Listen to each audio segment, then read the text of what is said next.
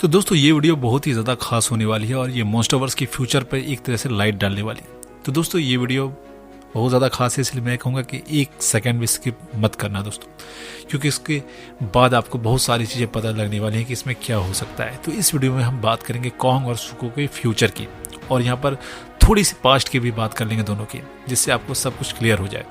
तो काफ़ी लोगों का सवाल ये था कि क्या सुको स्कार किंग का बेटा है।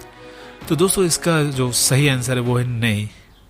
एक्चुअली उसके पेरेंट्स को स्कार किंग ने ही मार डाला हुआ है, तो ये उसका बच्चा नहीं है, उसके पेरेंट्स को उसने मार डाला है। तो इसकी स्टोरी सेम टू सेम दोस्तों कॉन्ग से मिलती है, और मुझे इसी बात का डर है कि अब ये लोग शायद कॉन्ग को रिप्लेस कर देंगे, मुझे ऐसा लग रहा है। अब उसका रीज़न मैं आपको बता देता हूँ कैसे।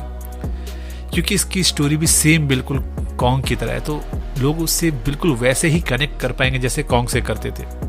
तो कॉन्ग की जो स्टोरी थी, उसके माँ बाप मर जाते हैं और वो बच्चा होता है, उसके माँ बाप भी मारे गए हैं स्कार किंग के हाथों, और वो बच्चा हुआ होता है। और अभी जो स्टेट में है दोस्तों, वो कॉन्ग स्कल आइलैंड के जो टीन कॉन्ग के बराबर है वो। तो अब वो अपना रास्ता खुद चुन सकता है, वो खुद एक्सप्लोर कर सकता है हॉलॉर्थ को, अब उसकी अपनी स्टोरी बन सकती है।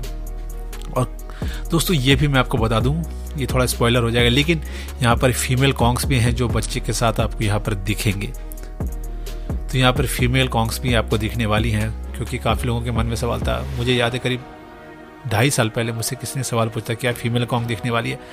मैंने उस वक्त कहा था कि दिख सकती है, लेकिन चांसेस काफ़ी कम है। लेकिन दोस्तों फाइनली वो लोग दिखे हैं। तो अब काफ़ी कुछ आपके दिमाग में आ रहा होगा कि यहाँ पर क्या हो सकता है। तो कॉन्ग को उसकी फैमिली मिल गई, उसका किंगडम मिल गया, वो राजा बन गया, फीमेल कॉन्ग्स भी वहाँ पे हैं, उसे अपना बच्चा मिल गया, सब कुछ उसकी स्टोरी अब कंप्लीट हो गई दोस्तों। और वहाँ पे जो एविल टाइटन था स्कार किंग, उसे मार के उसने वहाँ पर सच्चाई का राज एक तरह से वहाँ पे स्टैब्लिश किया है, जिसकी वजह से कॉन्ग को अच्छा राजा वहाँ पर माना जाएगा।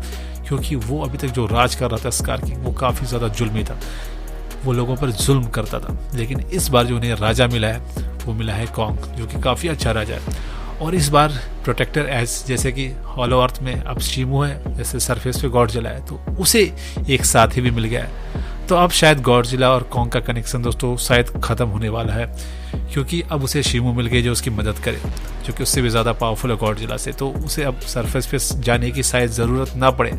अब जब गॉडजिला कॉल करेगा तभी वो हो जाएगा। लेकिन गॉडजिला की भी स्टोरी ऑलमोस्ट कंप्लीट है दोस्तों, अगर देखा जाए तो, कि उसे भी अपना बच्चा टाइटन्स डक के रूप में मिल जाएगा। क्योंकि डक को आप देखो तो बिल्कुल वो गॉडजिला की तरह दिखता है, और मुझे लगता है वो फ्यूचर गॉडजिला का सन हो सकता है। लेकिन दोस्तों गॉडजिला की भी बात मैं यहाँ पे कर रहा हूँ, लेकिन उसको ज़्यादा मैं अभी डिटेल में नहीं बताने वाला, बाद में बताऊँगा। मैं कॉन्ग पर और सुको पर फोकस करने वाला हूँ।